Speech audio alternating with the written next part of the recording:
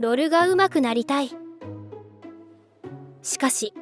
私は圧倒的なゲームセンスを持っているわけでもなく、一気にプラチナやダイヤモンドになれるような才能は私にはありませんでした。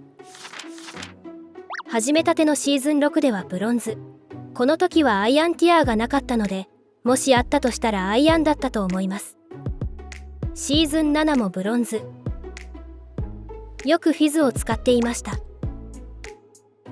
シーズン8はシルバ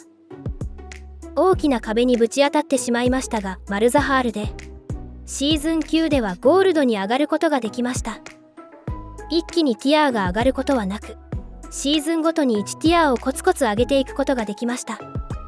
しかしシーズン10の頃からロルを心の底から楽しむことができていませんでした。それはマルザハールをよく使っていたからでした。とても好きなチャンピオンで、私をゴールドまで連れて行ってくれた思い出深いチャンピオンですが、マルザハールの戦い方はとてもシンプルで、何よりも操作が簡単でした。ですが結局私は先に出す場合でも後に出す場合でもマルザハール固定でした。ランクを回すたびマルザハールしか使うことができず、徐々にランクの承認ボタンを押すことが嫌になっていきました。そしてランクに対する気持ちがどんどん冷めていきました。ですがロルは大好きなので、ランダムミッドなど他のモードで気軽に遊ぶようになりました。そこでアジールをプレイした時に大事な場面でたまたまシュリーマシャッフルが成功した時に衝撃が走りました。面白い。そしてもう一つ思ったことが、楽しいチャンピオンを使って上手くなりたい。その日からただひたすらにアジールをプレイしていました。しかしマスタリーポイントだけが上がり、一向に上手くなった感覚はありませんでした。どうやったら次のステップに行けるのかを考えました。アジールはオートアタックが主体のチャンピオンでした。ですが私のアジールはその場でただひたすらに敵を攻撃していました。今までのマルザハールではオートアタックは CS を取るぐらいしか使ってこなかったので、オートアタックがとても下手でした。私はオートアタックムーブを習得することを決意しました。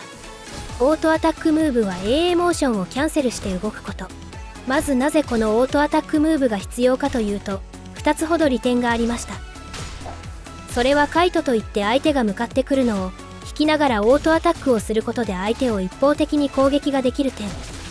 もう一つが不規則に動くことにより相手が攻撃をミスしてくれる点。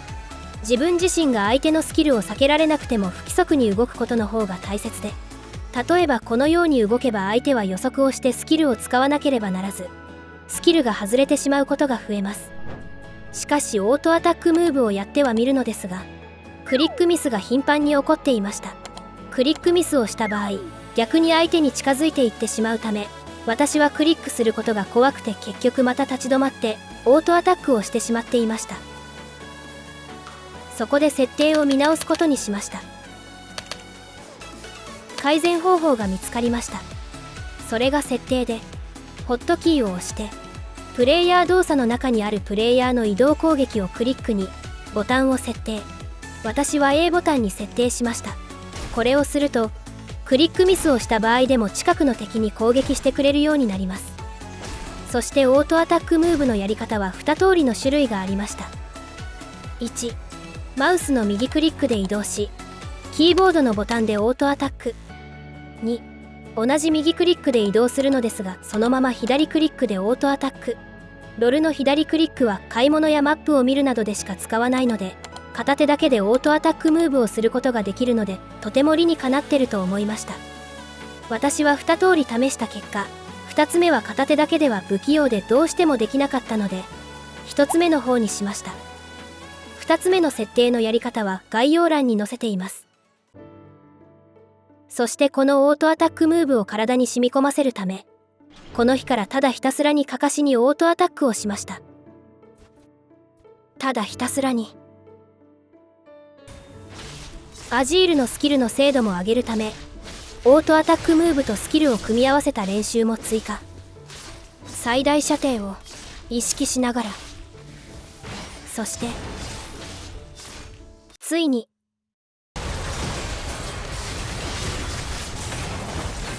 オートアタックムーブを習得しました。しっかりと動きながら AA をすることができるようになりました。そして良かったことがもう一つ。ADC でもオートアタックムーブができるようになりました。一番苦手な ADC なのですが様になった動きになりました。不器用ですぐにはうまくはならなかったのですが、来シーズンは好きなチャンピオンを使ってゴールドランクに返り咲きたいと思います。近距離チャンピオンでも上級者になるためにはオートアタックムーブは必須になってきます。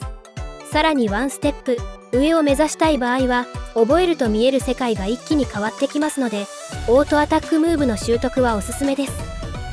またおすすめの設定方法や練習方法などありましたらコメント欄で教えてもらえると嬉しいです。それではまた今度はサモナーズリフトで会いましょう。